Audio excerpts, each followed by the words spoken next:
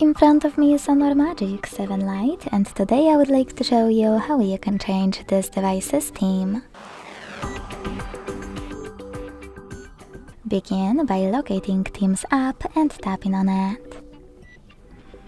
Then you need to hit Themes at the top left corner, select one of those options at the bottom, like Categories or Featured, and find a perfect theme for you.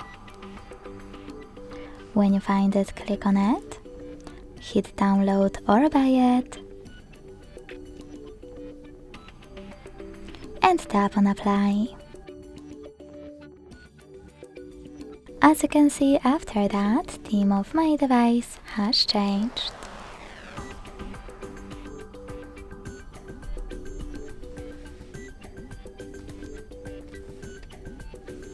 If you want to go back to your default theme, you need to click on Devices Settings, tap on Home Screen and Style, select Themes section, and click on one of your default ones.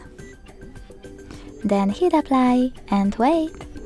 Thanks so much for watching. If you enjoyed this video, leave a like, comment and subscribe. Bye!